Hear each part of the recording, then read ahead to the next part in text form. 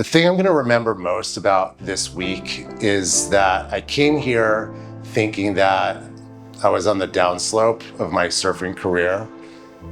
And I'm leaving here knowing that I can surf more and better, and that the future's bright when it comes to my surfing.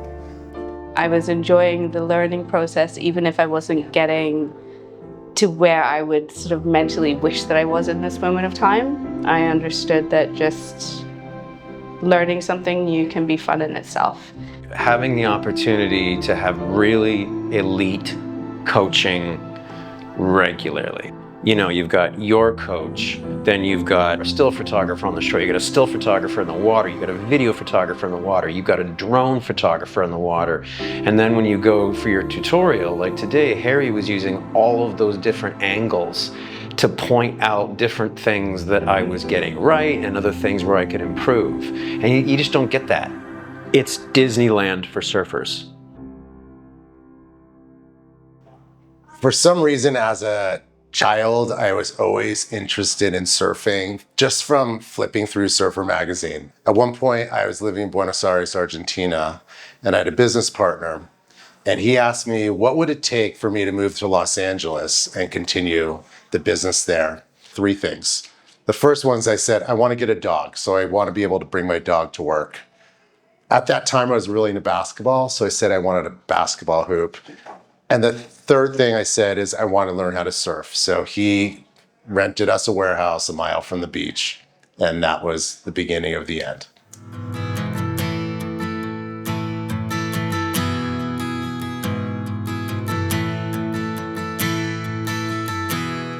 So when I grew up, I got to go to the beach for 1 week every year. And my parents couldn't take me out of the water.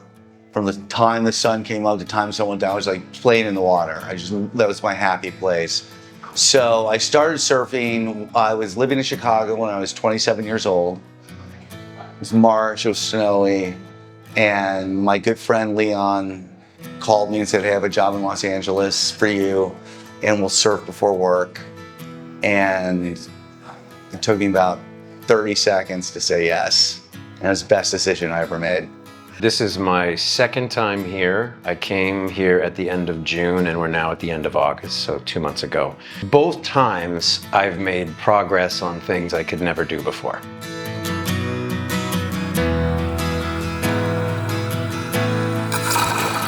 So a fantastic way of enjoying the ocean, traveling, meeting people that are into similar things, staying healthy. I didn't want to wait until retirement to start having fun. And surfing, I thought, was a fantastic way of enjoying the ocean. We live in the Cayman Islands, so we're surrounded by ocean. I had a bunch of friends that are avid surfers, and they looked like they absolutely had a great time, and I wanted to get in on that. And you recall your very first wave? Yes, yeah. Actually, the very first time I went surfing, my friends took me out in really big waves. I wasn't ready for it, and I think it was a little bit of punishment. And I had some coral tear off the top of my foot, and they were just, go paddle more, duck dive. And I'm like, I don't even know what you guys are talking about. So it was definitely a very challenging start to surfing.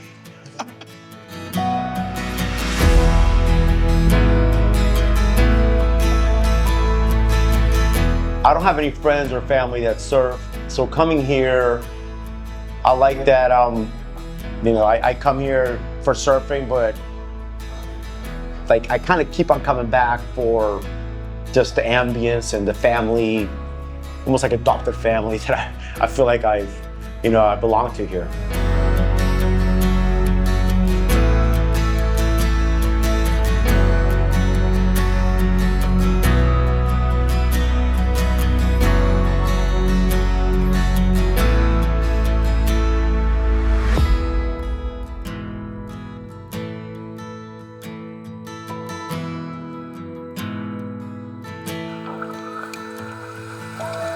Nice.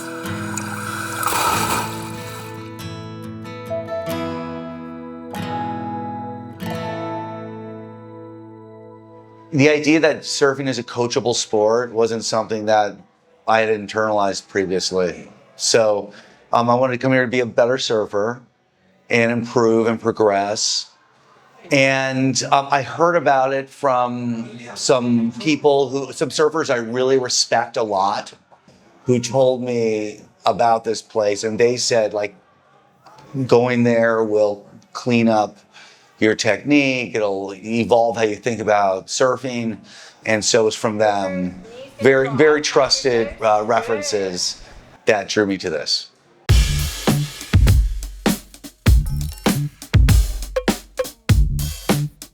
My coach is Gabrielle, and I feel like in Gabrielle I have a coach for life and a friend for life as well. As someone I just really connected now with. We got Mr. Matt.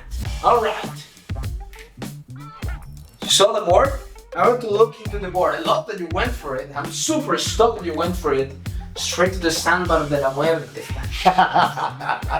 One of the things that he does so well is he can show you the physical movements in ways that are very clear and understandable. And so it's a point of reference of how I want to do it. Fantastic coach. We worked on a lot of the basics, rail engagement, proper takeoffs, cross-stepping. And he was encouraging, funny, and very informative.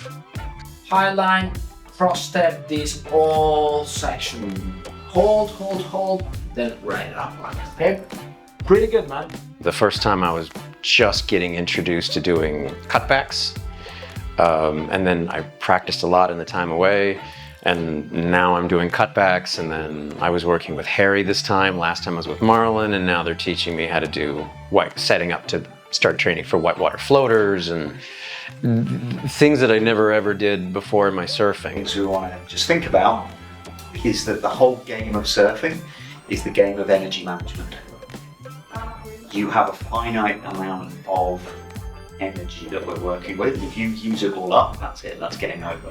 Jose was my coach. We were level 2s to start with, and we started just kind of working right through the progression. We went out surfing with Jose. He identified our weaknesses, our strengths. Now we're identifying what the wave is doing. Let's go high up, get back towards the white water. Yeah. That'll be a carving turn. It was really just how we broke down each step from when we would go through the video analysis. You could really see where you would do something wrong in the moment and pause the video, talk about it, and then instantly correct those in your next session.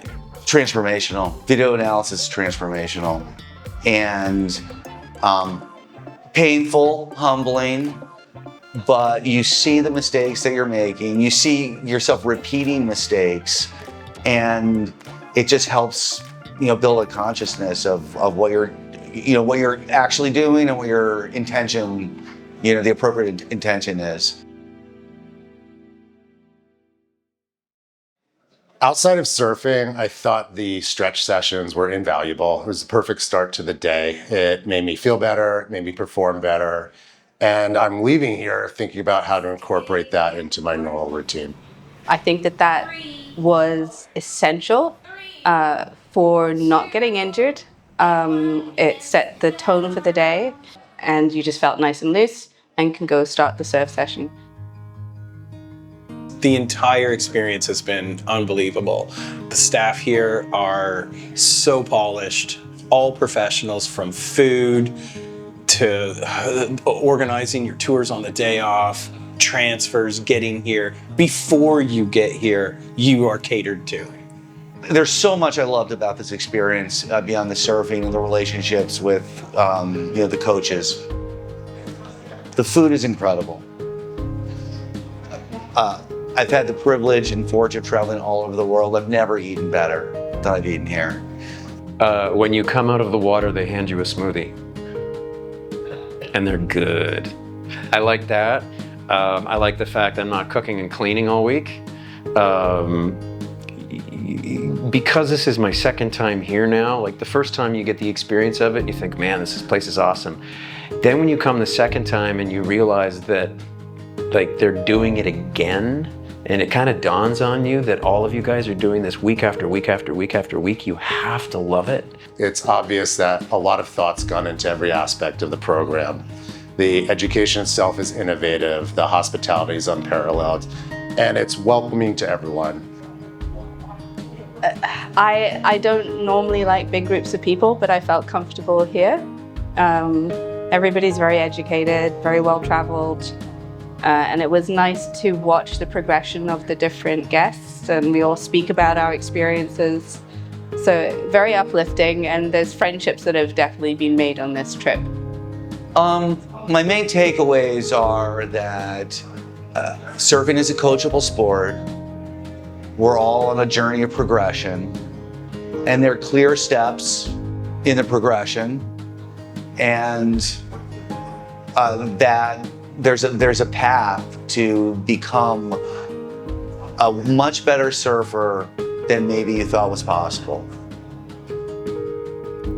What's your main takeaway from this trip? What you're gonna remember 10 years from now? When's the next spot available?